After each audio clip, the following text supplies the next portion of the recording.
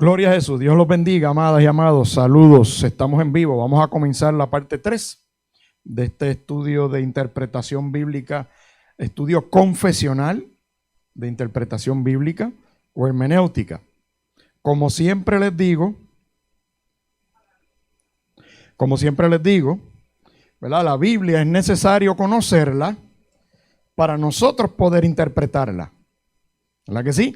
Nosotros no podemos entrar de lleno a estudiar y hablar de algunos aspectos técnicos de cuando usted se sienta a estudiar la Biblia, recomendaciones, técnicas, cosas que debemos ir haciendo.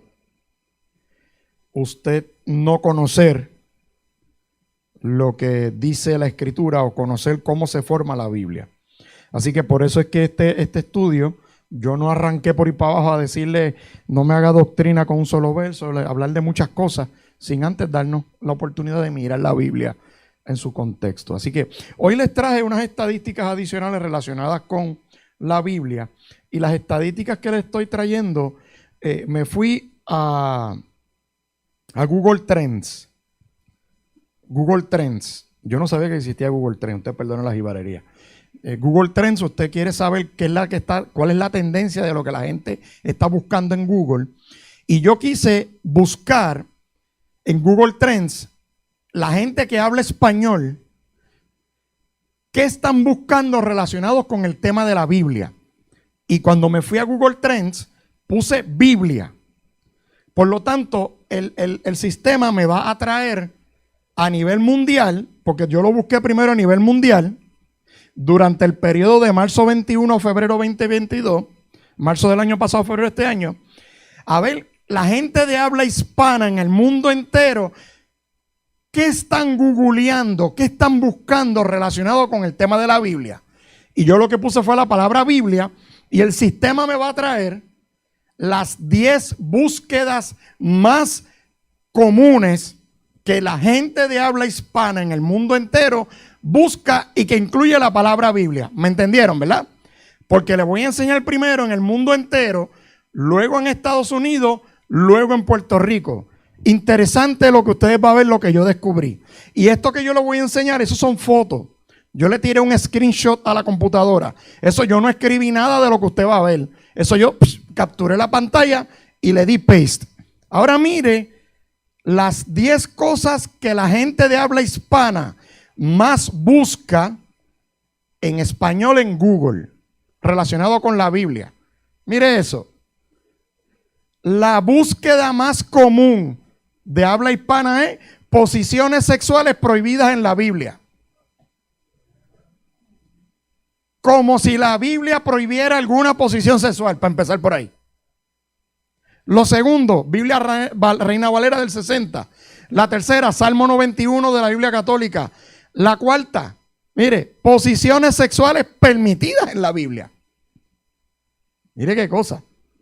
La quinta, ¿cómo son los ángeles? Y después en las otras 10, en las otras 5, ¿qué es el alma según la Biblia? ¿Qué es la fe según la Biblia? ¿La masturbación es malo según la Biblia? ¿Cuántos libros tiene la Biblia? Salmo 91, Biblia Católica. A nivel mundial, las tendencias de lo que la gente busca relacionado con la Biblia, ya hemos visto, 3 de 10 tienen que ver con sexo. Ahí yo no veo a nadie preguntando de Jesús. Ahí yo no veo a nadie preguntando de la salvación. Lo que están preguntando es las posiciones que yo puedo tener y que no puedo tener y que estén prohibidas en la Biblia. Y si se fijan, no le enseñe, déjeme darle para atrás. Si se fijaron en la tendencia, estamos viendo que las búsquedas relacionadas con la Biblia a partir de febrero 2022 ha ido como que ¿qué? No sé si ahí lo pueden ver, pero después lo pueden. Va bajando, ¿verdad que sí? Estos son los top 10. Ahora vamos a mirar en Estados Unidos. ¿Qué está pasando en Estados Unidos? De nuevo, Google Trends, Estados Unidos, habla gente que habla español. ¿Qué es lo más que googlean buscando temas de la Biblia? Mire qué interesante cómo la tendencia también iba en bajada, bajando hasta que llegó febrero. ¿Qué pasó en febrero 24 de este año? ¿Qué pasó? La invasión de Rusia, ¿a dónde? A Ucrania. Y mire cómo inmediatamente comenzó la tendencia a subir. y a subir. Eso es en Estados Unidos. Gente que habla español. Ahora yo les voy a enseñar las búsquedas más frecuentes del tema de la Biblia en Estados Unidos. Posiciones sexuales prohibidas en la Biblia. Masturbación es malo según la Biblia católica. Gog y Magog en la Biblia. Mire que a la gente le ha dado con que Rusia es Gog y Magog. Como está el disparatero en este país. Pero eso yo no me voy a meter ahí, eso se explico después. Mujeres de la Biblia que dejaron huellas, por lo menos. El amor todo lo soporta. Me tiene que soportar, ¿sabe? Mírelo ahí. Usted está googleando eso, pensando en mí. Señor, tengo que amar el pastorcito este de Luquillo. Yo espero estar en ese 190, por lo menos. ¿Qué es la fe según la Biblia? ¿Qué es anatema en la Biblia? Juan 3:16 en la Biblia. Caramba, por lo menos va mejorando. El diezmo en la Biblia. Mucha preocupación con el tema del diezmo, parece. El que tenga duda con el tema del diezmo, vaya a la escuela bíblica que está grabada en YouTube y busque el video que dimos de la clase. Yo la di yo por si acaso. Yo protejo a los líderes, yo no los dejo que den esos temas, los toco yo. Clama a mí, yo te responderé. Bueno, está mejorando. Ya no es tanto la cosa sexual, pero todavía la gente está inquieta por las posiciones prohibidas en la Biblia. Como si la Biblia dijera algo de eso. Y eso es lo que molesta, que después se mete el disparatero, mete el cosa ahí. Bueno, no me voy a comportar. Pero ahora vamos a Puerto Rico. Vamos a ver la tendencia en Puerto Rico y mire qué sorpresa. No debe ser sorpresa. El boricua, mire, fluctúa en las búsquedas en Google, en lo que tiene que ver con temas en la Biblia, pero es la bajada en picada más dramática de las 3 métricas. Mire cómo va eso por ir para abajo. ¿Ok? Y cuando nosotros buscamos a ver qué es lo más que googlea el boricua relacionado con el tema de la Biblia, no se asuste, que no son. Ahí sale doña Casi ni leo porque está un poquito.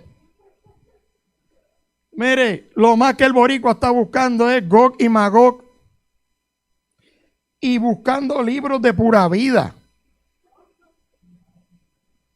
Mire, hermano, de nuevo, en ninguna de las 3 usted encuentra a nadie preguntando quién es Jesús, buscando información de la divinidad de Cristo, buscando información del Espíritu Santo, la gente está buscando pamplinas relacionadas con la Biblia. Y entonces me sorprendió, no me sorprende lo de Gog y Magog, porque eso es una profecía de Ezequiel mal interpretada. No se asuste, no, lo que está pasando en Rusia, no, escúcheme bien, no, hoy de nuevo, no tiene nada que ver con Gog y Magog, nada. Eso es una profecía escatológica post rapto de la iglesia. No tiene, y cuando Ezequiel escribió esa profecía, ni siquiera estaba pensando en el Putin, ni en Xi Jinping. Así que deje de estar escuchando disparateros que andan por ahí diciendo que esa es la profecía de hoy, porque eso no tiene nada que ver. Cuando usted termine el curso y si usted aprende de hermenéutica, usted se va a dar cuenta que son disparates. Así que yo me fui a buscar qué es eso de pura vida. Porque yo dije, ¿cómo es posible que la gente esté asociando libros pura vida con la Biblia? Y pura vida son libros de novedades. Entonces, cuando usted va a las librerías cristianas, esas secciones bien grandes de muchos libros, bien chulitos, son diseñados, en mi opinión, para entretener al cristiano, no para educar al cristiano. De nuevo, yo no tengo problema con que usted compre o con ese tipo de lectura liviana. Sin embargo, yo siempre digo que no se deben utilizar para hacer doctrina en los púlpitos. Jamás. Con un libro de vida cristiana no se hace doctrina en la iglesia. Es con la Biblia, con la palabra de Dios. En lo personal, Brenda y yo ya llevamos 27 años de convertido. Si fallo en un año, pues Brenda me corrige. Al principio nosotros nos comimos la Biblia y leíamos muchos libros de eso.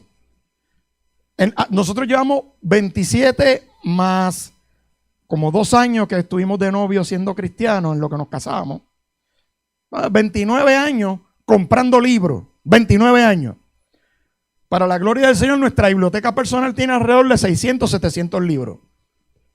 Y con los años los hemos ido renovando. Y al principio nosotros teníamos aproximadamente unos 150 libros, porque yo llevo inventario de todos los volúmenes que yo tengo por tema. Nosotros tenemos como 150 libros de vida cristiana. Hace como año y medio, 2 años atrás, yo me metí en la biblioteca y dije a Brenda, hay que renovarla, hay que seguir comprando libros académicos y ya no cabe. Pues vamos a sacar libros que ya no, ¿verdad? Y empezamos a sacar libros que nosotros decíamos, diache.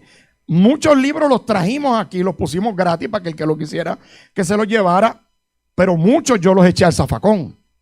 Yo no tengo corazón para regalar libros, como por ejemplo el de Joyce Meyer, el poder del pensamiento. Yo no me atrevo a regalarle eso a nadie. Yo no me atrevo. Hay otros libros que yo me puse a buscar en la editorial. ¿Qué libros son los que esa gente publica? 101 maneras de reducir el estrés. Cuando Jesús dice, por nada estáis afanosos. El que está afanoso está en pecado. ¿Usted sabía eso?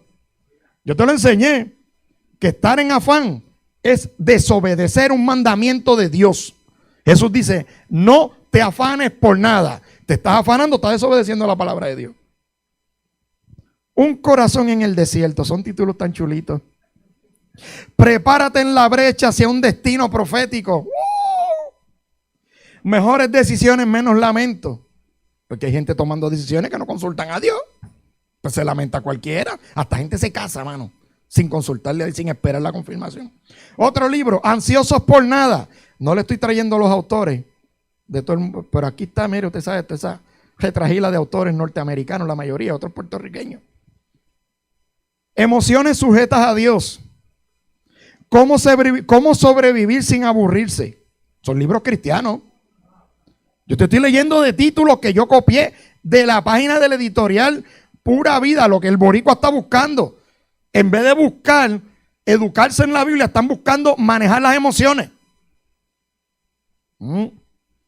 Naciste para trascender. El enigma de la perfección. Maldiciones sin quebrantar. Ese fue uno de los libros que yo boté en casa. Que como yo le voy a dar un libro a alguien que dice que tú tienes maldiciones generacionales encima. Si usted después de ser cristiano, usted tiene una maldición generacional, usted cogió el sacrificio de Cristo y lo echó al zafacón. Porque la Biblia dice que en la cruz del Calvario Él llevó cautiva toda la maldición del hombre. Por lo tanto, cuando yo vengo a Cristo, no me importa que mi abuelo haya sido un babalao, porque eso es lo que dicen esos libros. Que usted cristiano tiene maldiciones todavía, usted tiene una debilidad con el alcohol, o usted está luchando con una debilidad, eso es porque usted tiene una maldición, porque el tatarabuelo suyo le servía a los demonios y tenía esa maldición y usted la heredó. Y ahora usted tiene esa maldición y hay que llamar a esos demonios por su nombre para echárselo fuera, si no, no queda libre. ¿Y qué hacemos con la cruz del Calvario? Mire el último, perseverando en la guerra espiritual. Ay, Cristo, yo la gloria, dame fuerza. Mátame, Señor, y dame para el cielo. Todavía hay gente que anda con la jeringa de la guerra espiritual. Eso fue uno de los libros. Entonces, usted sabe la cantidad de libros que yo boté. Boté libros de guerra espiritual por un tubo y 7 llaves. Que yo los leía cuando estaba empezando en el evangelio. Pero cuando uno se mete en la Biblia, uno se mete a estudiar la palabra, uno dice, pero ¿cómo está el disparatero aquí? ¿Qué es eso de que los demonios responden a colores? Los demonios responden al nombre de Jesús, punto. Yo no tengo que tener un uniforme ni una bandera de un color para echar fuera un demonio. Pero hermano, es que te estoy contando cosas de libros que yo leí. Eso es lo que busca el puertorriqueño. Así que, por todas esas razones, tenemos que enfocarnos en cuál es la base. La base de la teología de nosotros es la revelación divina. Y si usted tiene libros de guerra espiritual y le gusta coleccionarlo, guárdelo. Si usted quiere leerlos, léalo. Pero cuando usted se mete a estudiar la Biblia, usted se va a dar cuenta que está el disparatero escribiendo libros. Porque el modelo por excelencia del tema de la guerra espiritual es Jesucristo. Y que yo recuerde, yo nunca vi a Cristo guerreando con ningún demonio. Yo no lo vi peleando con ninguno. Así que Hebreos 1 al 3. Esa escritura es maravillosa, donde dice la Biblia que Dios desde habló hace muchas veces de diversas maneras a nuestros antepasados por los profetas. Ahora en estos tiempos nos ha hablado por medio de su Hijo. Mire qué sencillo. Y nos está llamando aquí al arrepentimiento. Si miramos el ejemplo del Islam o del mormonismo, en ambos casos la revelación fue dada a una sola persona, a Mahoma y a Joe Smith. Mientras la revelación bíblica llegó a lo largo de muchos siglos a una variedad de personas y su propia coherencia en tales condiciones constituye un argumento poderoso. Que la Biblia haya sido escrita que haya tardado aproximadamente 1400, 1600 años en escribirse, y que todos esos autores, más de 40, y que la línea de la Biblia desde Génesis hasta el Apocalipsis sea Cristo. Gente que nunca se conoció, porque usted no vaya a pensar que esto es como los tiempos de ahora. No, es que cuando Isaías escribió fue a Google y buscó lo que habían escrito antes para él darle seguimiento. Mire qué cosa linda, esos autores no se hablaban. Mire qué cosa linda cómo se formó. Mahoma reescribió muchas de las historias de personajes bíblicos sin apoyarse en ningún documento histórico. Solamente en su imaginación. ¿Usted sabía eso? El Corán está lleno. El Corán habla de Abraham, habla de Moisés. El Corán habla de Jesús. Y hace un tiempo atrás yo vi unas entrevistas que le hicieron a musulmanes. Yo creo que yo lo comenté aquí en una clase o en un culto. En YouTube hay un canal que trata de apologética. Y se tiraron a las calles, a barrios musulmanes, y el entrevistador iba con el micrófono y le preguntaba a un musulmán, ¿quién es Jesús? Y los musulmanes hablaban con una reverencia del Señor y decían, no, el Señor Jesús es un profeta enviado por ¿cómo se llama el Dios de ellos? Por Alá, gran profeta de Alá. Y Alá lo usaba con una reverencia. Después fueron a los barrios judíos a preguntarle a los judíos quién era Jesús. ¿Y tú sabes lo que ellos decían? Cosas que yo no te voy a repetir. Poca vergüenza, decían que él era un delincuente, que tiene engañado a la gente, que eso fue un hombre que lo mataron, que era un derrotado, que así habla la gente, hermano, para que usted vea, porque usted tiene que estudiar. Así que y te voy a decir, los escritos de Mahoma arrancaron en el siglo VII después de Cristo. Y la gente pone los escritos de Mahoma al mismo nivel de la Biblia, cuando la Biblia se escribió 15 siglos antes. La Biblia estaba primero. La revelación de Dios estaba primero. Así que la Biblia es la palabra de Dios que contiene la historia de la salvación. Y la revelación de Dios es histórica y es progresiva. Y más adelante te voy a dar otros datos adicionales. Así que vamos para la próxima. Hay 3 tipos de revelación contenidos en las Escrituras. 3 tipos. Y para empezar, cuando hablamos de revelación, hablamos de la Biblia, de la palabra que ya fue revelada. En estos tiempos ya no hay revelación, porque ya el canon de la Biblia está ¿qué? Cerrado. Si mañana se levanta otro y dice, yo le voy a añadir un libro adicional a la Biblia, y aunque se pongan todos los concilios de acuerdo, aunque se pongan toda la iglesia en general de acuerdo, eso no es de Dios. Porque ya el canon está cerrado. Así que tenemos revelación general, revelación especial y revelación existencial. ¿Qué es la revelación general? Yo lo he explicado 1000 veces. La revelación general es cómo Dios se nos ha revelado a nosotros a través de la creación. Que usted mira la luna, usted mira las estrellas, usted mira el mar. Ahí me fascina mirar el mar. Brenda y yo vamos mucho a un sitio que no se lo voy a decir para que no me lo copie.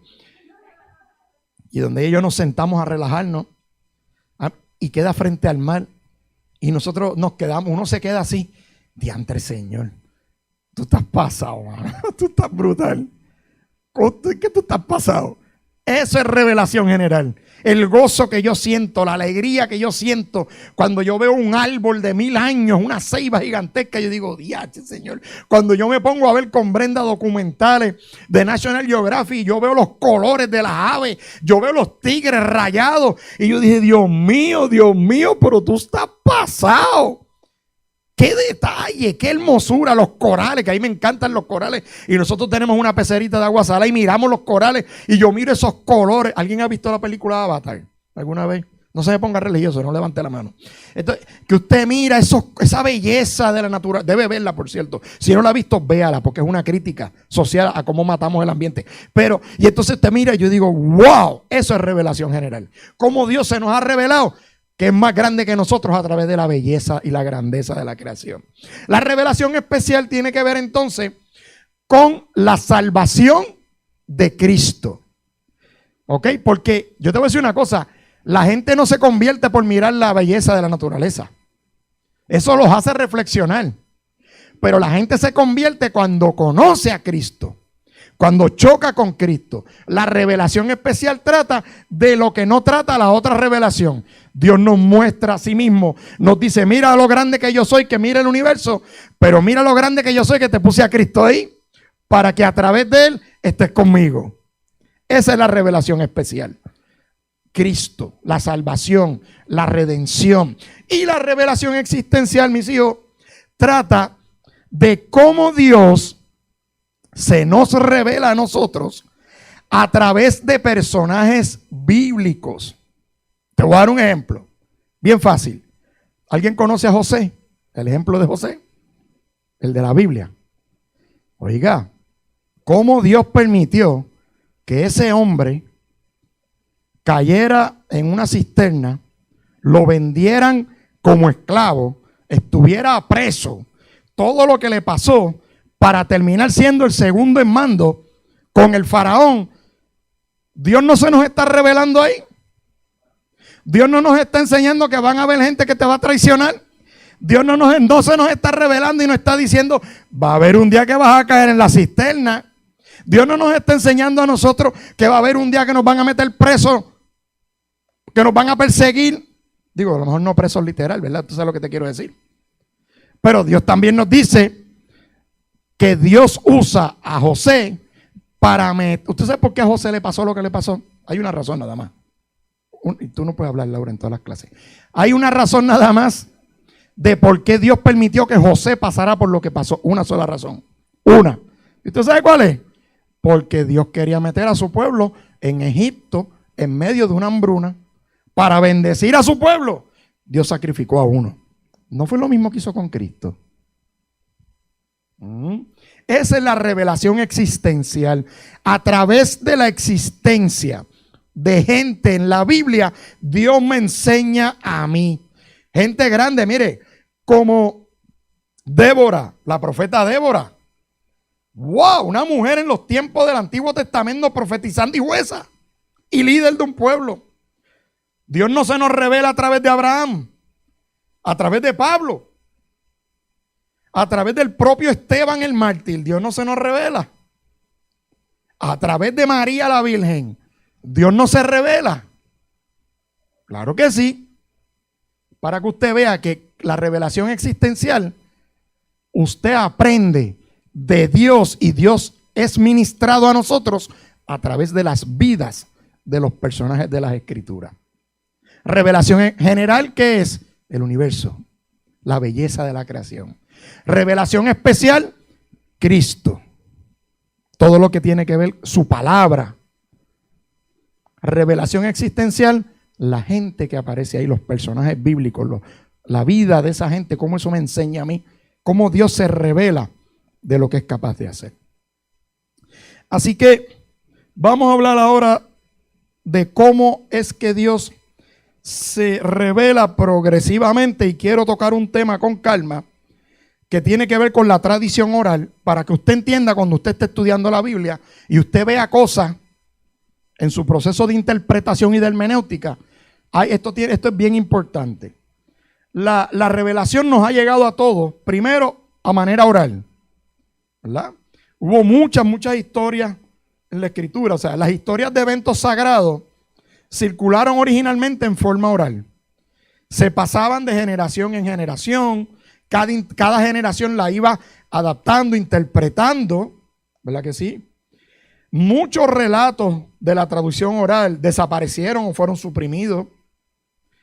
El Pentateuco, por ejemplo, tiene las tradiciones de los orígenes del pueblo de Dios y de la historia, las tradiciones orales del Éxodo, Pacto del Sinaí, la ley. Esas tradiciones orales trataban de explicar la vida, la muerte, porque al igual que usted tiene preguntas, la gente de esa época tenía sus preguntas. ¿Ok? Y la tradición oral contestaba todas esas preguntas. Esas historias circularon por mucho tiempo hasta que en un momento dado fue necesario ponerlas en tradiciones escritas que eventualmente llegaron a ser las colecciones sagradas de los 66 libros que tú y yo tenemos en nuestras Biblias. ¿Ok? Si hablamos del Nuevo Testamento, en el Nuevo Testamento en sus principios, lo que la primera iglesia circulaba era lo que se conoce como dichos de Jesús. Cuando la gente que seguía, usted sabe, cuando usted las escrituras, que había miles que seguían al Señor y los escuchaban, en las bienaventuranzas, lo escuchaban, lo miraban, pues toda esa gente salían y seguían hablando lo que el Señor decía. Y así fue como comenzó la tradición oral del Nuevo Testamento. Los testigos que vieron, los propios apóstoles, los 12, los discípulos de los apóstoles, comenzaron a transmitir primero, antes que poner nada por escrito, oral. Se reunían en sus casas, hablaban de los milagros que hacía el Señor, hablaban de los demonios que sacaba afuera, las mismas historias que ellos recibían de manera oral. Bueno, ya estaban escritas para los tiempos de Jesús, ya circulaba el Pentateuco. Así que todas esas tradiciones que venían del Antiguo Testamento, ellos lo aplicaban en el Nuevo Testamento y así era como hacían. Se reunían y conversaban en familia, conversaban en distintos pueblos. Contaban las historias de los milagros, parábolas, dichos proféticos. Contaban la historia de la pasión y la muerte del Señor y la resurrección. Y todo eso eventualmente se fue poniendo por escrito. Y lo que realmente en el Nuevo Testamento provoca, hay dos razones. Escriba eso, que hay dos razones por las cuales la iglesia en el Nuevo Testamento empieza a escribir. Dos razones. La primera, la persecución. ¿Por qué? Porque en la medida en que se levanta la persecución, ¿qué es lo que ocurre? En las cositas que la gente iba poniendo por escrito, en sus manuscritos, mandándole cartas a los vecinos de otro pueblo. Mira, estuve presente cuando el Señor hizo esto y te testifico que Él le sacó estos demonios a esta persona. Y los pasaban. La persecución lo que hizo fue empezar a aniquilar y a botar y a destruir las poquitas cosas que se empezaban a escribir al principio. Y la segunda razón fue la herejía. Lo que verdaderamente impulsó a la iglesia a sentarse y a estructurar la Biblia y asegurarse que todo lo que estuviera puesto por escrito fuera correcto, fueron los herejes. Gente como el propio Marción, que fue de los primeros, pero aquí hemos dado clases de esos temas y de las herejías bíblicas que se montaron en los primeros, ¿verdad? Y que todavía existen. De esas herejías que decían que Dios del Antiguo Testamento era un Dios y el del Nuevo Testamento era otro, que había que desechar el Antiguo Testamento, que lo único que se enfocara era en el Nuevo. Otra herejía era que Jesús no era divino. Y esas herejías dijeron, espérate. Provocaron que los padres de la iglesia, que fueron los discípulos de los apóstoles, que ya no estaban, empezaran a coger forma y decir, no. Esto hay que arreglarlo y hay que enderezarlo. La correcta interpretación de la Biblia es esta. Pam. ¿Ok? Seguimos con la tradición oral. La transmisión, como te dije, era a viva voz. La gente contaba relatos, discursos, estudios, poemas, cánticos y de muchas otras formas. Así que, pero la inspiración de Dios comenzó a permear a manera que oral, antes de empezar a poner los escritos bíblicos. Por eso es que la Biblia que tú y yo tenemos es tan rica en géneros literarios. porque es producto de la tradición oral. Cuando tú te sientas a leer y tú ves esos escritos vienen de alguien, gente que los decía y los repetía. ¿Ok? Es importante también decir que a los hebreos se les conocía como el pueblo del libro. A los hebreos se les conocía como el pueblo del libro, porque donde quiera que se movían, andaban ¿con qué? Con la Torá, ya con la tradición escrita, en sus primeros, ¿verdad?, manuscritos. Así que, si nosotros miramos nuestra Biblia, hay unas escuelas de pensamiento que dicen que muchas de las narrativas que están en la Biblia que tú y yo tenemos son narrativas míticas, son mitológicas. ¿Ok? Por ejemplo, mucha gente dice que los relatos de la creación que tú y yo tenemos en nuestras Biblias son escritos mitológicos. Eso es lo que hay gente que dice eso. Gente que plantea eso. ¿Ok? Que esos son escritos mire, mis hijos, hay un detalle aquí que usted tiene que entender para yo poder explicarte un poco más lo que tiene que ver con la tradición oral. Para que entonces podamos ver esto más en el contexto de la interpretación bíblica. Hay una realidad que es innegable. Antes de que Israel pusiera por escrito la tradición oral que te acabo de mencionar, que venía pasando de generación en generación, hubo un pueblo pagano que puso primero esa información por escrito, antes que Israel la pusiera por escrito. Y esos fueron los pueblos paganos alrededor de los cuales vivían el pueblo de Israel.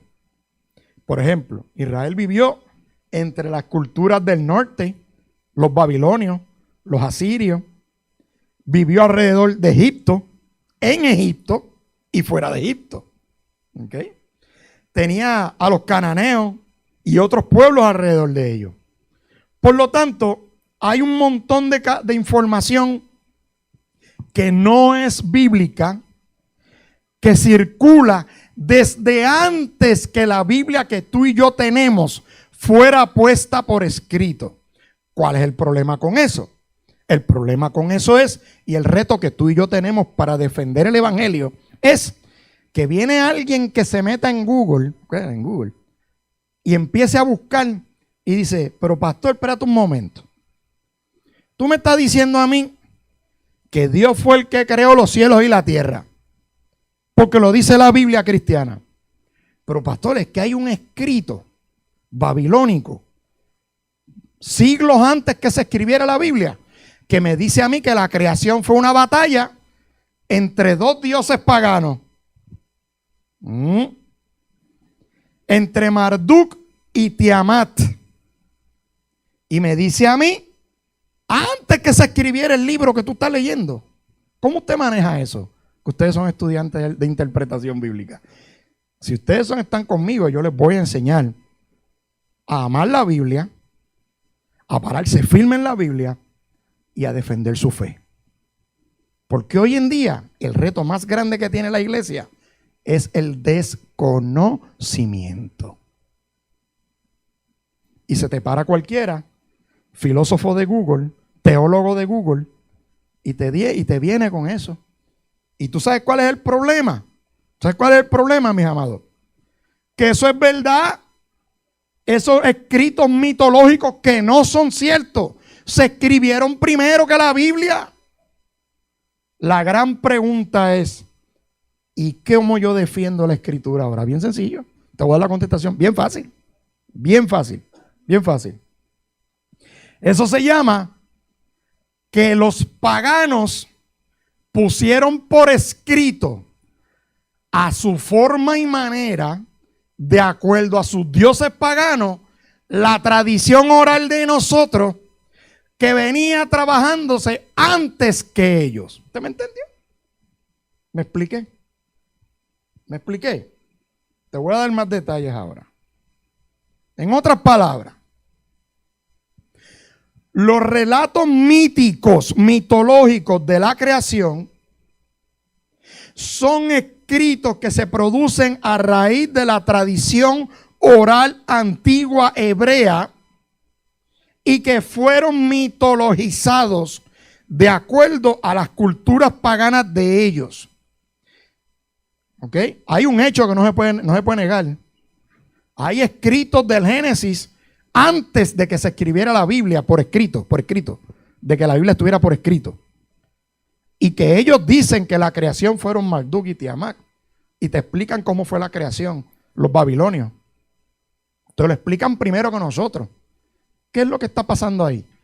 Que la tradición oral venía antes que existieran los babilonios. Bajando tradiciones orales, y de esos grupos se desprendieron, crearon y cogieron la tradición oral de nosotros, de Adán y Eva, de la creación de Dios, que Dios creó la luz, que Dios creó el universo, y empezaron a cambiar la versión de la tradición oral y la convirtieron en la tradición pagana de ellos. Y hoy en día viene un teólogo de Google, un cientólogo de Googleista, y te dice: pastor, yo no creo en la Biblia porque hay escritos babilónicos antes que la Biblia. O sea, no entenderá la lógica. Hermano, esto, en serio, esto es tan difícil para que la gente pueda entenderla allá afuera. Esto es muy difícil. ¿Por qué tú y yo defendemos nuestra fe? El hecho de que una cultura pagana haya escrito primero que los hebreos no quiere decir que lo que está escribiendo está correcto. Es un dato histórico. Escribieron primero, pero escribieron mal. Esa no es la historia. ¿Me están entendiendo? ¿Está claro? En otras palabras, los escritos bíblicos no replican los mitos.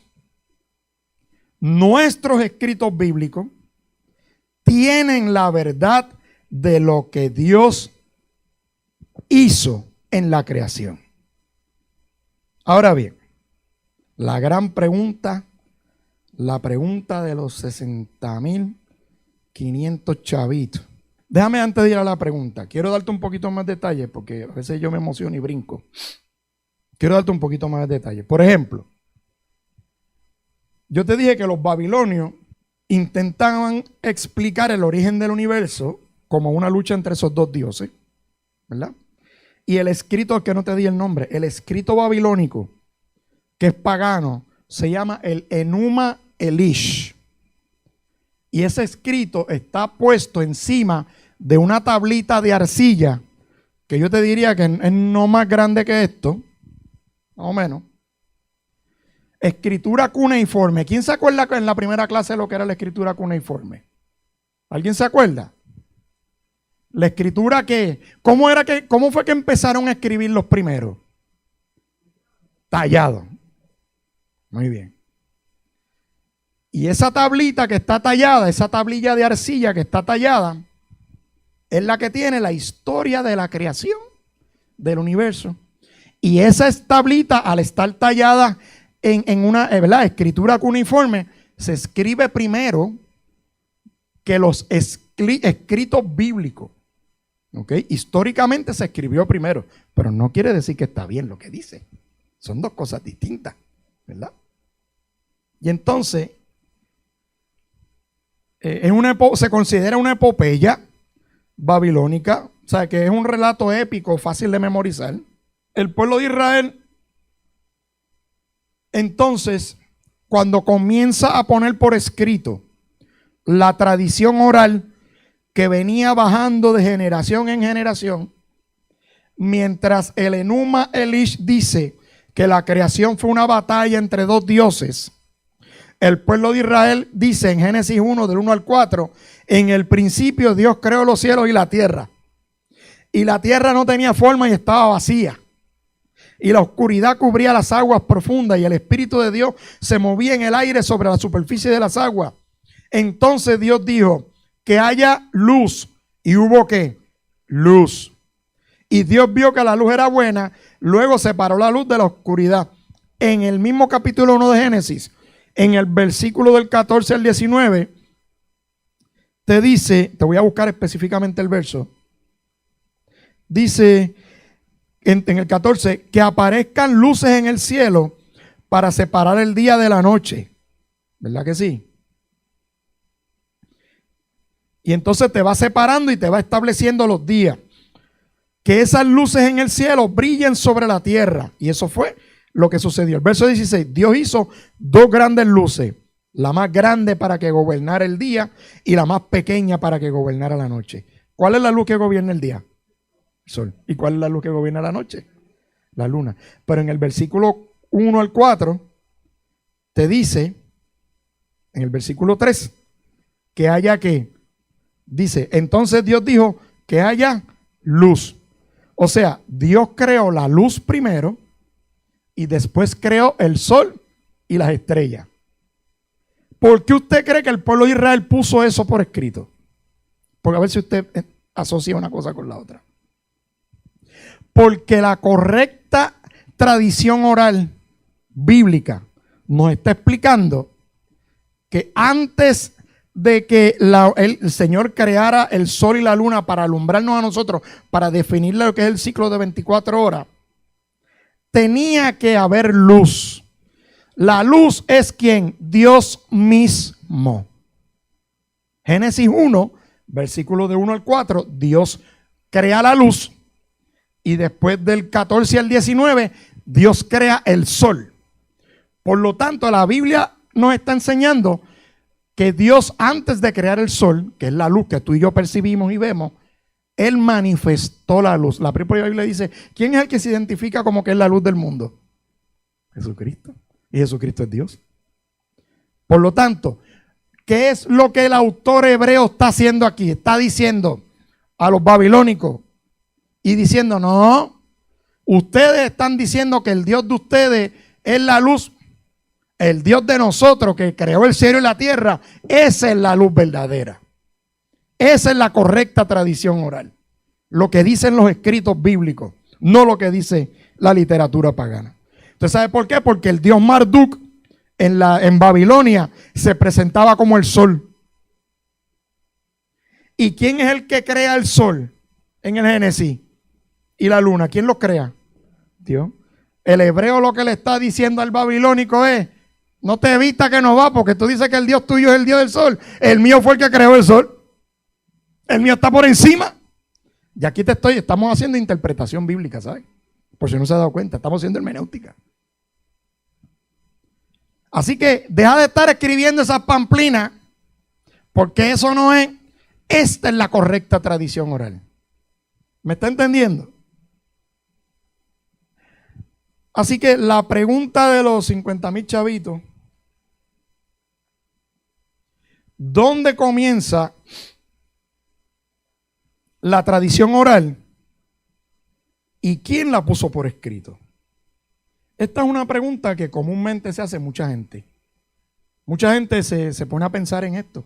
Hermano, porque yo no me puedo parar aquí a hablarte y enseñarte y darte las herramientas para que tú te puedas sentar a interpretar el Génesis, el Antiguo Testamento, con las herramientas que te voy a dar de libros, comentarios, que te voy a traer unas recomendaciones de herramientas que tú puedes usar para hacer una mejor interpretación de tu Biblia.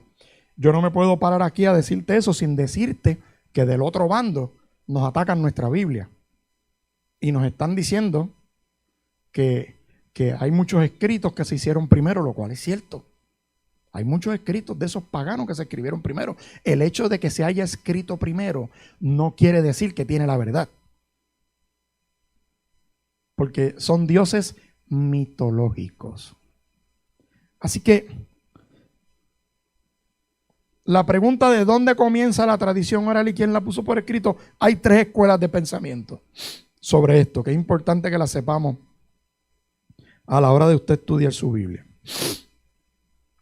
Número 1, que la tradición oral comienza desde los mismos Adán y Eva y que se puso por escrito con Moisés. Esa es la primera escuela de pensamiento.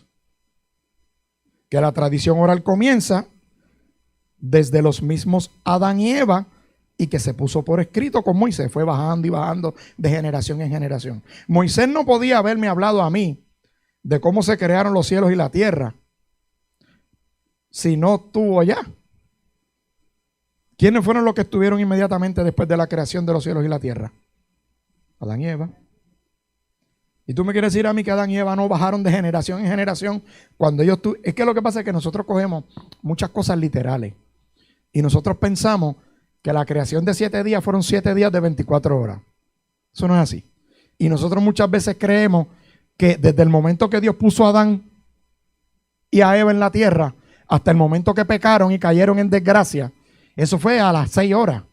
Eso fue, no, Dios lo puso un lunes y ya el martes se fastidió a Adán y Eva, porque vino la serpiente. O sea, no podemos pensar con esa mente tan pequeña, ¿verdad? Tenemos que analizar de que desde que el momento en que Dios pone a Adán y Eva, al momento que pecan, pudieron haber traspasado ahí cientos, si no miles de años. Eso nadie lo sabe. ¿Por qué? Te voy a dar un dato para que piense. ¿Por qué yo creo que pasaron montones de años, posiblemente miles de años? Porque de nuevo, yo cuando leí la Biblia al principio, yo pensé que la creación eran 7 días de 24 horas, un lunes, un martes, un miércoles, un jueves, un viernes, el Señor descansó sábado, y yo pensé que era de 20, eso no es así. Eso no funciona así. Te lo digo desde ahora, eso no fue así. Y la creación del hombre, Dios pone el hombre en la tierra, y cuando el hombre peca, ¿qué pasó con la tierra? Se maldijo, ¿verdad que sí? Y como consecuencia de eso, ¿qué pasó con cuántos hijos tenían Adán y Eva? 2 que diga la Biblia, 2. Que mencione la Biblia, 2. Caín y Abel. ¿Quién mató a quién? Hermano, estamos interpretando la Biblia. Usted lo sabe que usted está interpretando la Biblia conmigo ahora. ¿Quién mató a quién? No tenga miedo. Caín mató a Abel. ¿Cuál fue el castigo que Dios le dio a Caín? ¿Quién? Lo desterró. Pero hizo algo más con Caín. ¿Qué fue lo otro que hizo con Caín? ¿Quién se acuerda? Ay, de pronto la frente mía está como suda. ¿Qué pasó con Caín? Le puso una marca. ¿En dónde? ¿Para qué? ¿Para qué? ¿Para qué Dios marcó a Caín? Hermano, no se asuste. Hábleme. Para que nadie lo matara. ¿Y de dónde salió toda esa gente? Si eran Caín y Abel nada más, ¿de dónde salieron los otros? Usted ve por qué usted tiene que estudiar hermenéutica. ¿Y cómo Dios protege a Caín? ¿De quién? Y propio Caín dice, voy a vagar por ahí y si alguien me ve me va a matar. Mire, desde el momento en que Adán y Eva pecan, desde el momento en que Caín mata a su hermano, al momento en que es desterrado, tiene que haber transcurrido tiempo. ¿Usted sabe por qué? Porque ya la tierra estaba llena de gente. Y de la reacción de Caín se desprende que ya la gente que estaba ahí era mala.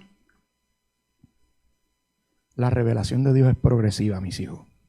No me tome todos los relatos literales como si esto ocurrió un lunes, un martes, un miércoles, un jueves, un viernes. ¿Usted me entendió? Estamos haciendo hermenéutica.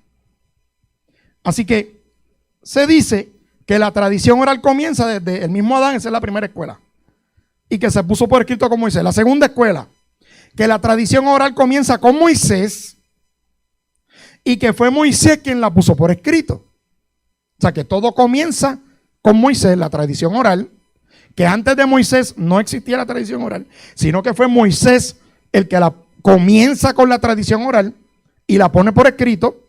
Y la tercera escuela de pensamiento dice que la tradición oral comienza con Moisés y que tanto Moisés como los otros escritores posteriores la pusieron por escrito. ¿Ok? Te la voy a repetir. La tercera, que la tradición oral comienza con Moisés y que tanto Moisés como otros escritores posteriores la pusieron por escrito. Yo te voy a dar mi opinión de cada una de las escuelas de pensamiento. La primera, ¿cuál es la primera escuela que te la dije ahorita? Que la tradición oral comienza desde lo mismo Adán y Eva. Mi opinión en cuanto a ese punto es, para mí eso es cierto. Para mí es cierto. Yo creo firmemente que la tradición oral comienza desde los momentos de Adán y Eva en adelante. Es que hace sentido. Sí, Adán y Eva, ¿qué era la tradición oral que le dije ahorita? dichos, narraciones. ¿Acaso Dios no le pudo haber? La Biblia nos dice que Dios caminaba en el huerto y hablaba con ellos antes de pecar. ¿Cabe la posibilidad que Dios le haya revelado a Adán y a Eva cómo creó el universo? ¿Cabe la posibilidad? Pues si cabe la posibilidad, yo creo que sí. No me digas un no, pastor, eso es imposible. ¿Qué sabes tú? Tú no estabas allí. Ninguno de nosotros estuvimos allí. Lo que sí es cierto es que Adán y Eva caminaban con él. El hombre y la mujer creados por Dios, puestos en el lugar de bendición. Dice que se paseaba Dios allí. Eso usted sabe que eso es un antropomorfismo, porque Dios no tiene piernas. Eso es una forma en que el escritor dice que Dios estaba, pero Dios no tiene pie. Así que, pero que Dios estaba allí, la presencia, el mismo Dios hablaba con ellos. ¿Cómo Dios no va a hablar con su creación? Si estaba pura. ¿Qué tú te crees? Que ellos lo que hablaban eran, ay Señor, me van a cortar el agua, la luz, como hablamos nosotros con él. Señor, no tengo chavos para el pagaré del carro. Mira, Señor, ay Dios mío, necesito una receta y no tengo el dinero. Eso es lo que hablamos, eso es lo que hablaba hoy en día la iglesia, gente con Dios. Pero no es lo mismo que hablaban los primeros. Así que cabe la posibilidad de que Dios le haya revelado a sus hijos, a su creación, lo que Él hizo, cómo llegaron las cosas a donde llegaron. Así que desde ese momento ellos deben haber recibido toda esa información y debieron haberla pasado de generación en generación. A lo mejor hay alguien que me está escuchando y dice, ¡diache, qué pastor más disparatero! Bueno, si soy disparatero, más disparatero es el que dice que no. Pues yo me estoy basando en la Biblia. Nadie, ni el erudito más grande del mundo me puede decir a mí que no cabe la posibilidad que eso haya sucedido. Nadie puede, porque nadie estuvo allí. Por lo tanto, yo creo lo que dice la Biblia. Acuérdense que esto es una clase confesional. Lo que vimos de la Biblia en nuestro libro de fe. Que la tradición oral comienza con Moisés y que fue Moisés quien la puso por escrito. La inmensa mayoría de la gente creen que el Pentateuco lo escribió Moisés. Ciertamente la Biblia nos muestra que hay escritos de Moisés en partes del Pentateuco. Cuando escribe Moisés, la Biblia nos lo deja saber bien claro que Moisés está escribiendo y que lo está haciendo siguiendo las instrucciones de Dios. ¿Ok? Sin embargo, yo creo que Moisés no fue el que escribió todo el Pentateuco. Óyeme bien, todo el Pentateuco, sino que fue el padre literario de gran parte del Pentateuco. ¿Qué quiere decir eso? Que sí, Moisés tiene que haber escrito muchas cosas en el Pentateuco. Claro que sí. Y te voy a dar unos ejemplos antes que te asustes. Trae unos ejemplos para que los analicemos. Yo no traje muchas páginas hoy porque quería profundizar en esto, porque ya a partir de las próximas páginas vamos a entrar de lleno en unas cosas más profundas de la hermenéutica. ¿Ok? Por lo tanto, Moisés no pudo haber sido el único que escribió. Que escribió sí. Que lo escribió todo. No. Que todo el Pentateuco recoge lo que le pasó a Moisés y la tradición oral que Moisés venía cargando desde Adán y Eva para acá. Sí. Te voy a dar un ejemplo de dónde la Biblia dice que Moisés escribió. Clarito. Éxodo capítulo 17, versos 13 y 14. Dios le dice a Moisés, escribe esto en un rollo para que sea recuerdo perpetuo. Ahí vemos a Moisés escribiendo ¿dónde? En el Pentateuco. Ahí está escribiendo. Y lo que él escribe está en la Biblia. Éxodo 24, 1 al 4. Entre todo lo que te dice, Moisés escribió cuidadosamente todas las instrucciones del Señor. Ahí lo ves.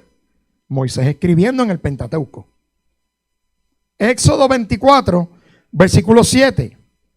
Te dice, luego tomó el libro del pacto y lo leyó al pueblo en voz alta. O sea que ya había un libro. Por lo tanto, Moisés había escrito y escribió mucho. ¿Ok? Éxodo 34, versículo 27. Después lo estudia. Dios le dice a Moisés, escribe todas estas instrucciones. Otro ejemplo de Moisés escribiendo. Deuteronomio 31:9. Mira lo que te dice entre otras cosas. Moisés escribió en un libro todo el conjunto de instrucciones y se los dio ¿a quién? A los sacerdotes. Ya había hasta un libro.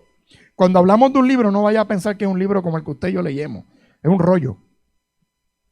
Un manuscrito, un rollo. Posiblemente en papiro. ¿Ok? Deuteronomio 31:26. Y ahí vemos a Moisés diciéndole a los sacerdotes: tomen este libro de instrucción y póngalo al lado del arca del pacto del Señor su Dios.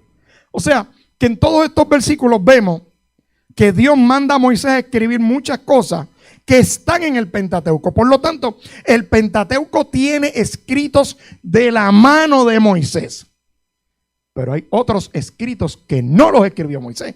Por lo tanto, Moisés no pudo haber escrito todo el Pentateuco. Vamos a entrar un poquito más de hermenéutica del Antiguo Testamento. La tercera escuela de pensamiento nos dice que la tradición oral comienza con Moisés y que tanto Moisés como otros escritores posteriores la pusieron por escrito. Yo creo que Moisés ciertamente fue el autor material o el escritor o agiógrafo de gran parte del Pentateuco, pero que fue complementado por otros escritos posteriores. Cuando yo digo que Moisés es el padre literario del Pentateuco, ¿qué significa ser el padre literario? ¿Qué quiere decir eso? Que lo comenzó, muy bien. Que los 5 libros de la Biblia, los primeros 5, tienen ¿qué cosa? La revelación que Dios le dio a Moisés, completa, ¿verdad que sí? Combinado con otras cosas. Por lo tanto, lo convierte a él y como vimos, Dios le mandó a escribir. Y ya existía un libro, un rollo. Ya había unas instrucciones que Dios le había dado. Por lo tanto, los 5 libros contienen su autoridad de Moisés, su paternidad literaria, que no es otra cosa que el Pentateuco recoge las directrices dadas por Dios a su pueblo a través de Moisés, las cuales posteriormente se juntaron con la tradición oral, porque Moisés igual sabía de la tradición oral que venía bajando de Adán y Eva, porque en Génesis no está escrita la creación, ¿sí o no? ¿Verdad? Por lo tanto, en Génesis no te habla de Abraham. Por lo tanto, si Moisés y Abraham se conocieron, fueron a Chile juntos algún día a comer, un molten, ¿no? Por lo tanto, ¿cómo Moisés sabía de Abraham? Si no era por la tradición que oral, que venía bajando miles y miles y miles de años. Así que eso es lo que significa ser el autor, la paternidad literaria del Antiguo Testamento en el Pentateuco. Ahora te voy a dar unos ejemplos para sustentarte mi posición de que Moisés no escribió todo el Pentateuco. Toma nota y estudia. Acuérdate, nosotros somos la iglesia como la de Berea. ¿Quién se acuerda de la iglesia de Berea? Que el libro de los Hechos dice que cuando Pablo hablaba, la iglesia que estaba en Berea anotaban, se llevaban la Biblia, procuraban buscar en la Biblia todo lo que decía Pablo. Si se lo hicieron a Pablo, que me lo hagan a mí, que soy un moco de zombi. Hágalo. Hágalo. Estudie. Escudriñe. Le estoy dando esto y si tiene dudas, regrese al video. Busque. Y acuérdate, hay muchas cosas que yo voy a decir aquí que a muchos de mis compañeros universitarios en ciencias bíblicas y en teología no les va a gustar. Porque, hermano, ¿verdad? Yo estoy estudiando en 2 universidades. Yo estoy haciendo 2 carreras, 2 estudios. Y no piensen que no tengo nada que hacer, tengo muchas cosas que hacer. Pero uno se encuentra en distintos círculos académicos y uno escucha unas cosas que yo digo, ¿por qué es esto? ¿Cómo tú me vas a venir a mí con este cuento, con este garabato? Pero como está el disparatero. Entonces ellos mismos dirán eso de uno. Ese pastor que disparateo diciendo aquí que Adán y Eva existió. Porque hay mucha gente que no cree que Adán y Eva existieron. Hay gente cristiana en la academia que cree que nosotros salimos del mono. Hay cristianos que creen que nosotros salimos del mono. Que venimos de la evolución. Yo creo que la revelación de Dios es progresiva. Y yo creo que la creación de Dios también es progresiva. Pero yo no creo que nosotros salimos del mono. ni de ningún tipo de animal. Porque la Biblia dice bien clara que fuimos hechos de imagen y semejanza. Yo cuando miro un mono, yo digo, lo menos que tú tienes un parecido conmigo, bacalao. ¿Tú no te pareces a mí? Ni tú ni yo no tenemos nada en común. Casualmente anoche estábamos viendo un programa en Netflix, se llama Animals, y el primer episodio tiene que ver con los monos. Y yo me prendo en candela cuando ellos dicen, our cousins, our brothers and sisters, así dice la ciencia. Y yo digo, será hermano tuyo, el mío no es. Será primo tuyo, pero primo mío no es. Yo no tengo nada que ver con el mono. Pero sí yo creo que Dios ha permitido que la naturaleza evolucione. Porque la naturaleza se regenera. ¿Qué nos pasó en la pandemia? ¿Usted se acuerda cuando vino el encierro global? Los ¿ah?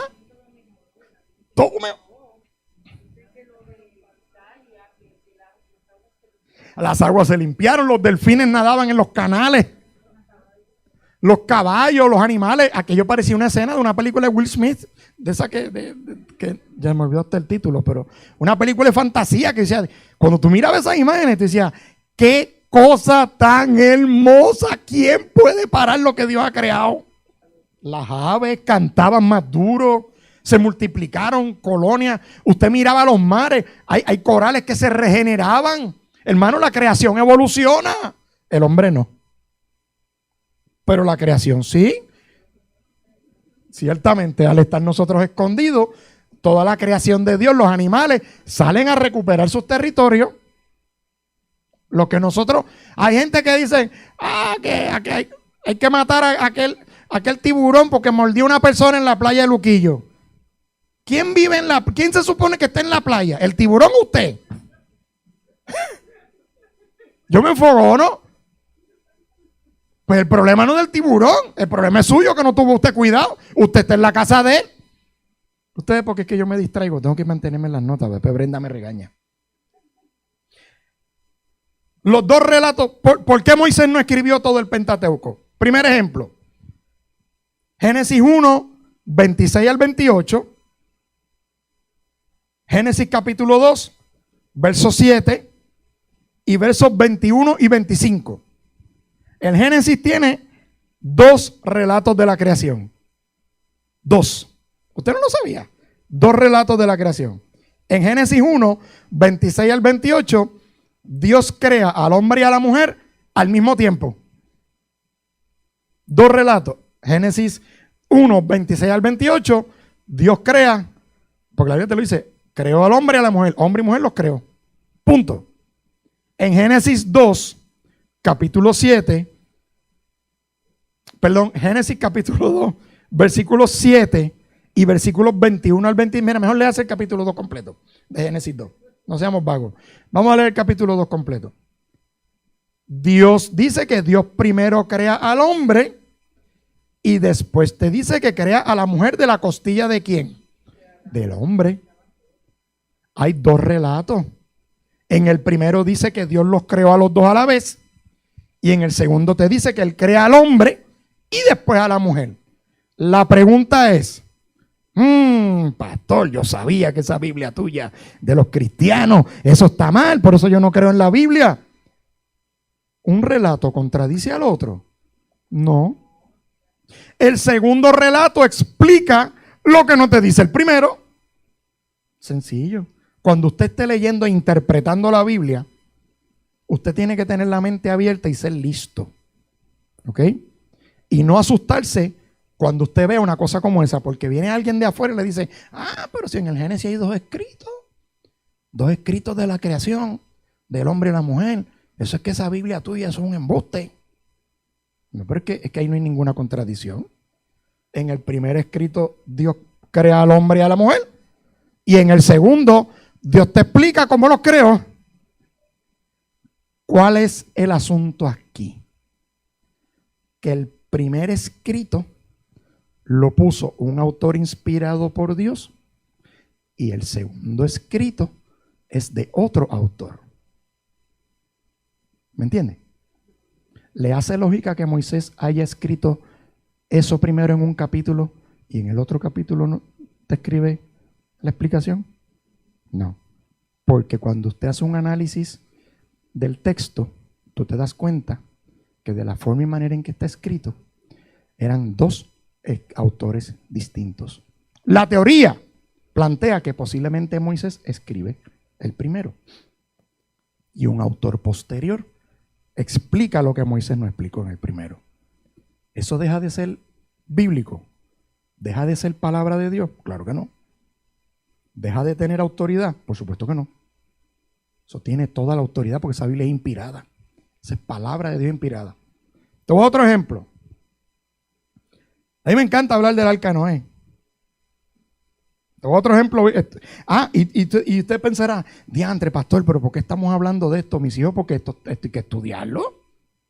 Porque eso está ahí. Eso está ahí. Esto hay que estudiarlo. Yo te estoy dando las herramientas para que tú puedas dormir en paz y defender tu fe ante otros que atacan la Biblia. Porque si tú estás aplicando una interpretación de un texto, ¿cuánto me queda? Ok, estoy bien. Si tú estás una interpretación del texto, tú tienes que poder explicarlo. Porque a mí viene gente con un montón de preguntas. ¿Y a quién lo voy a mandar? Porque usted puede decirle, habla con el pastor. ¿A quién se lo puedo enviar yo? Vamos a hablar Génesis capítulo 6, versículo 19. ¿Usted sabía que en la Biblia hay dos relatos de los animales que entraron al arca de Noé? ¿Usted sabía que habían dos relatos de los animales que entraron al arca de Noé? Hay dos. Dos. El Génesis 6, 19. La Biblia dice que al arca entraron dos de cada especie. O sea, una pareja. Una pareja.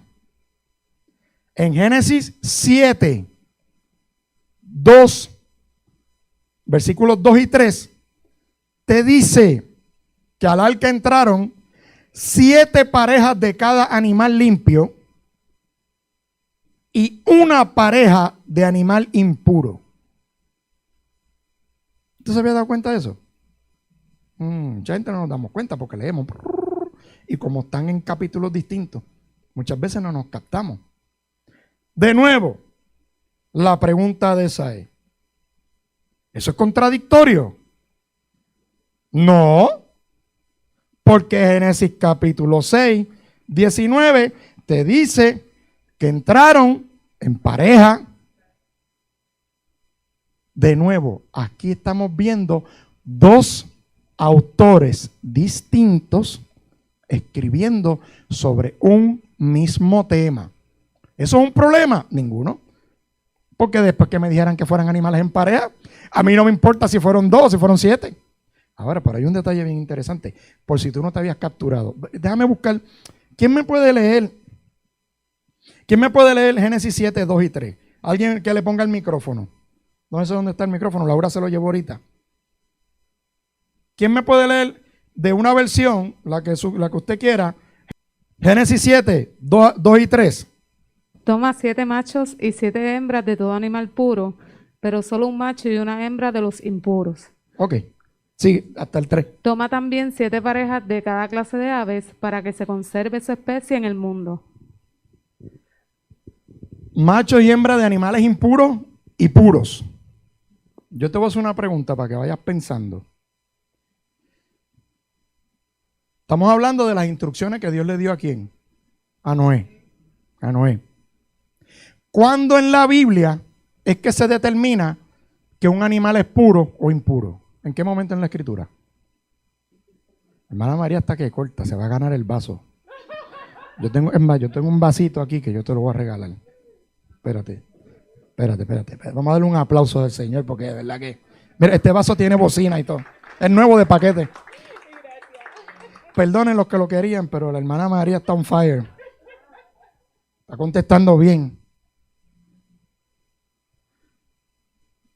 ¿A quién Dios le dijo lo que eran animales puros e impuros? ¿A quién? A Moisés. ¿En el libro de qué? De Levíticos y en Deuteronomio. ¿A usted no le está curioso que en el tiempo de Noé ya hay alguien escribiendo, hablando de animales impuros? a Noé. ¿Eso es un problema en la Biblia? No, para mí ninguno. No hay contradicción en los versículos, porque seguimos hablando de que entran en pareja. Sean 1 o sean 7, ¿entran en pareja?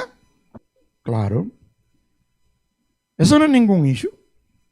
Ahora le voy a hacer la misma pregunta que le hice ahorita de Adán y Eva. Le pregunto a mis amigos que de seguro me pelan cuando me escuchen. ¿Cabe la posibilidad que lo mismo que Dios le dijo a Moisés acá, Dios se lo haya dicho a Noé acá? ¿Cabe la posibilidad? ¿Usted estuvo allí? No, ¿verdad? Yo tampoco. Pues yo afirmo que cabe la posibilidad. ¿Tú sabes por qué? Porque Dios dice en la Biblia, yo soy Jehová y yo no cambio. Y lo que a él no le gusta en el antiguo, no, que a él no le gusta, no le gusta. Y a mí, si usted me pregunta a mí, el Espíritu Santo inspira a los escritores bíblicos para dejarnos saber unas verdades de Dios. Y usted no me puede decir a mí que a Dios en la época de Noé, le encantaba la chuleta y la pezuña del lechón, y en la época de Moisés la desprecia. ¿Eso le hace sentido? Ay, ese pastor es bien confesional. Ese escrito no tiene nada académico, ese estudio no tiene nada académico. ¿Contradictorio? No. Adelante, hermana, pastora.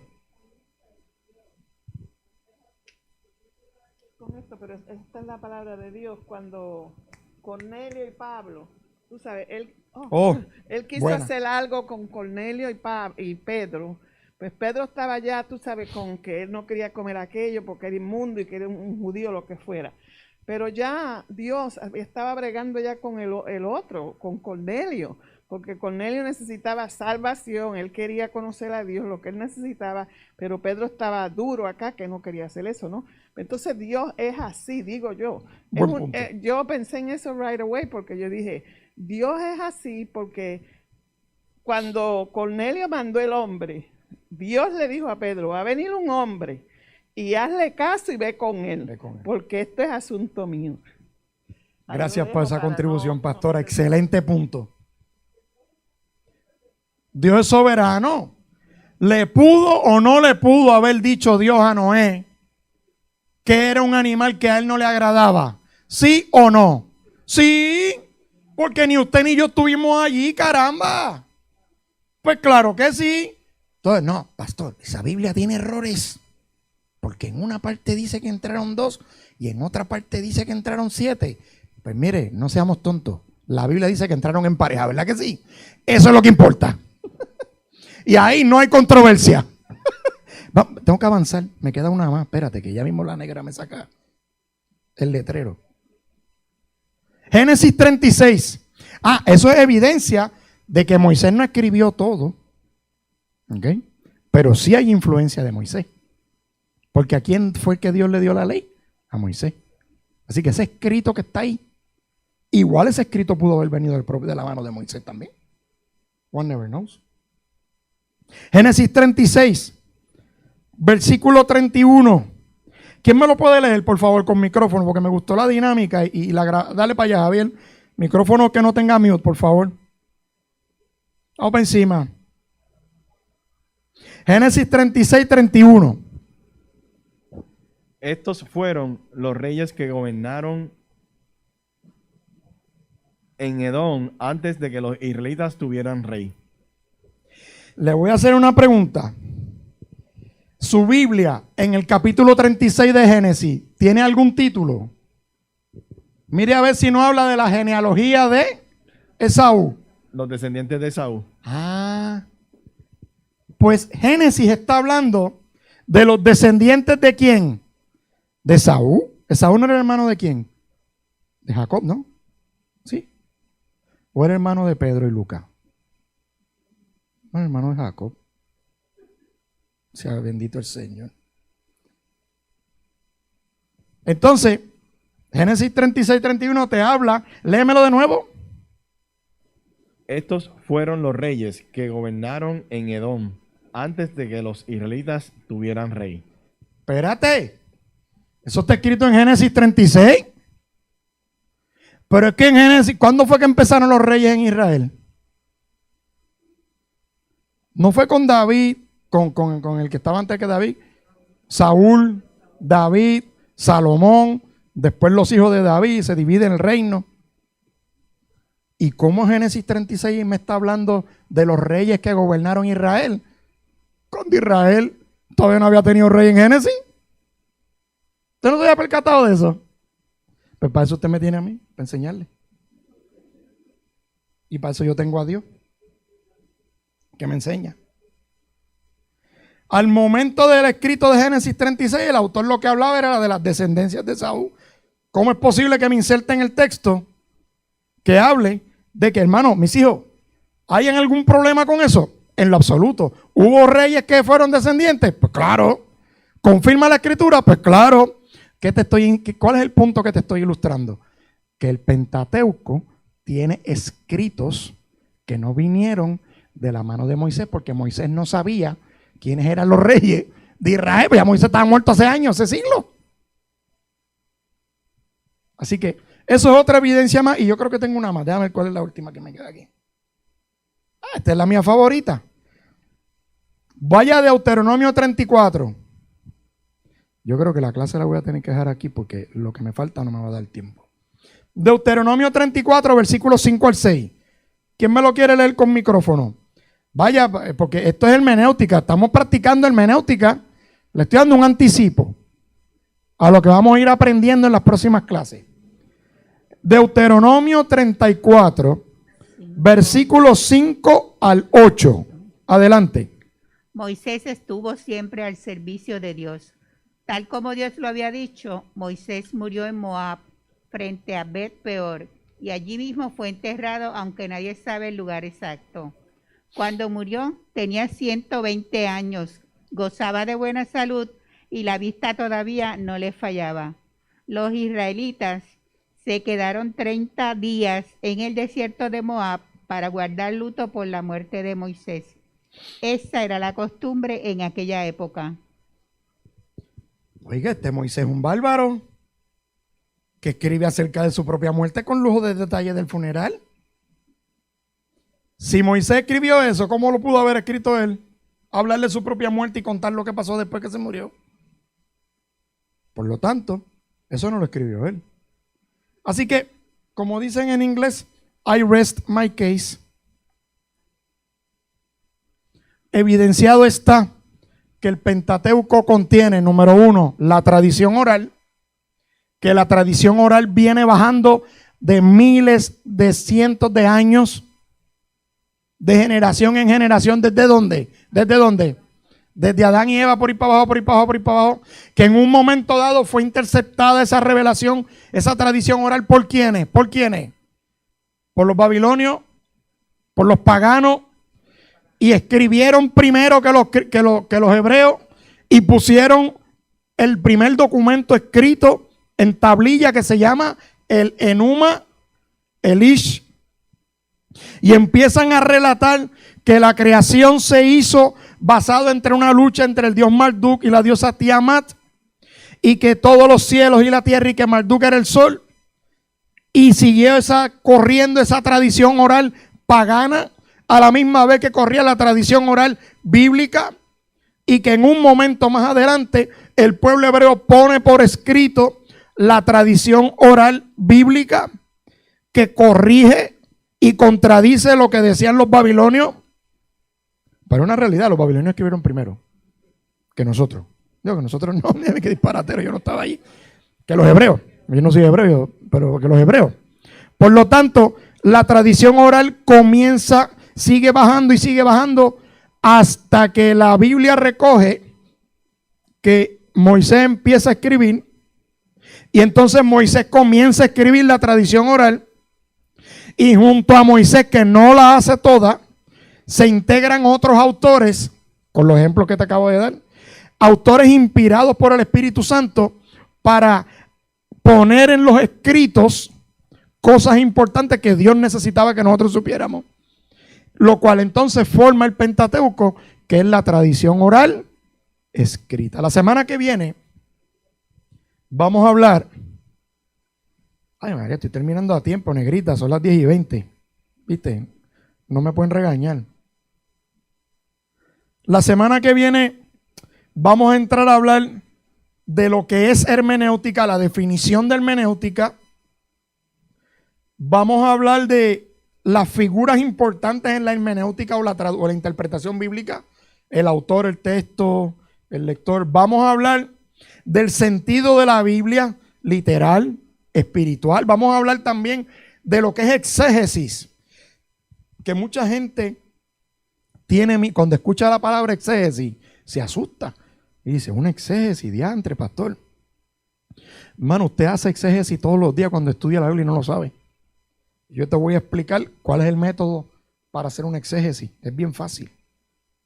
Nos vamos a ir moviendo a hablar un poco más de la Biblia, de la formación de la Biblia, de la literatura del Antiguo Testamento, qué documentos se utilizan en el Antiguo Testamento para traducir lo que tú y yo tenemos ahora. Vamos a hablar de la Septuaginta, ¿qué es eso?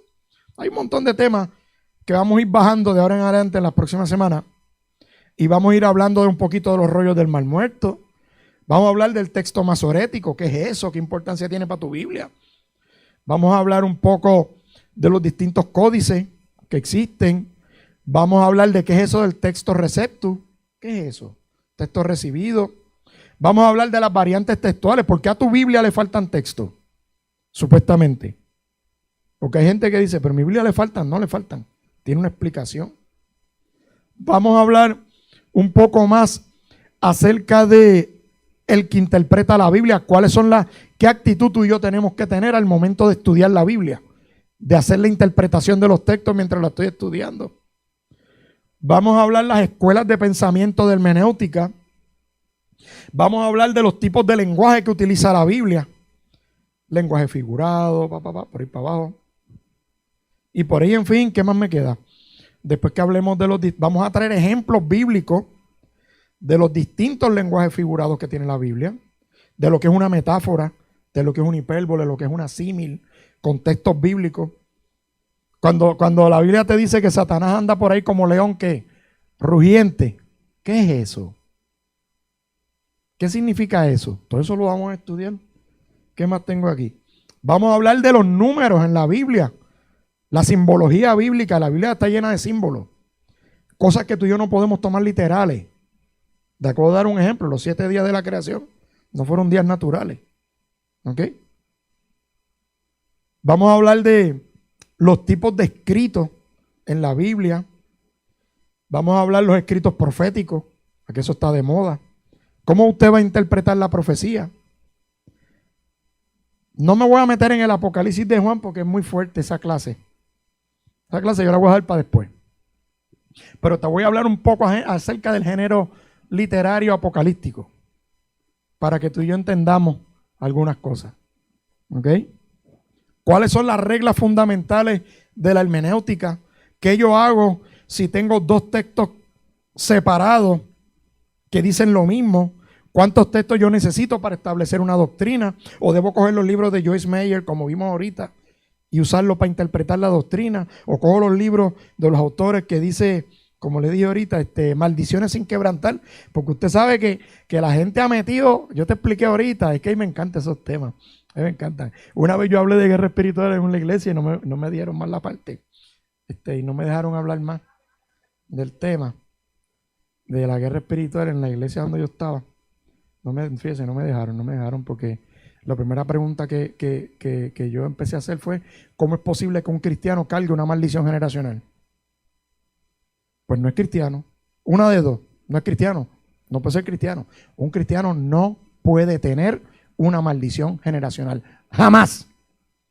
Porque cuando usted entregó su vida a Cristo, Cristo rompió con algunas maldiciones, rompió con todas. Entonces, ¿qué es lo que pasa? Vienen estos escritores de Estados Unidos que no tienen más nada que hacer y se ponen a elaborar doctrina de echar fuera demonios. ¿Cómo se echan fuera los demonios? Que si hay una persona, bueno, esos libros eran fascinantes, yo los boté, eso lo dije, esos libros eran fascinantes porque te enseñan unas de cosas que una gente se los cree. ¿Perdón? No. La gente se los cree. La gente se los cree. Hay gente que cree genuinamente y a mí eso me rompe el alma. Hay gente que cree que están en la iglesia y tienen problemas financieros porque su tatarabuelo era un ladrón de oro en el viejo oeste. Usted se ríe, pero es que yo no, es que en los disparates que Brenda y yo estudiamos en esos libros, sobre todo con las hechicerías, que un hombre luchaba con una debilidad toda su vida y no la podía superar porque su bisabuelo era brujo. ¿Y qué hago con la cruz de Cristo? Y la cruz de Cristo rompe toda maldición. Pero les prometo que un día, no le voy a decir cuándo, así, lo voy a sorprender. No, le voy a avisar. Le voy a avisar para que ayune, que voy a tocarle todos esos temas. Amén. ¿Hay alguien tiene alguna pregunta? Que me envolví hablando aquí. Me quedan 5 minutos. Si no hay pregunta, denle un aplauso a la hermana María que se ganó el vaso. Hermana María está enfiebrada ahí, está contestando preguntas, pero bien contestadas. Así que, ¿la Biblia tiene contradicciones? ¿Sí o no? ¿Está seguro? ¿Sí o no? Porque yo veo gente que dice que sí, otros que dicen que no. Espérate que voy a empezar de nuevo. Vamos de nuevo, 2 horas ahora. ¿La Biblia tiene contradicciones? ¿Usted está seguro? Bien seguro. ¿Que usted puede defenderlo? Ok. Pues sí, la Biblia no tiene contradicciones. ¿Estamos claros? ¿Estamos claros? ¿Y qué hacemos con el relato del Génesis?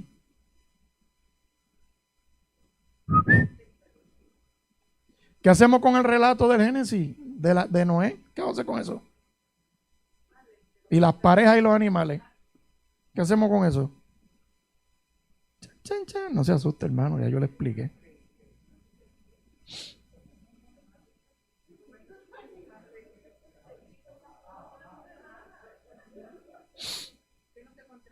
Usted vaya a Guabate y se mete unas chuletitas allí.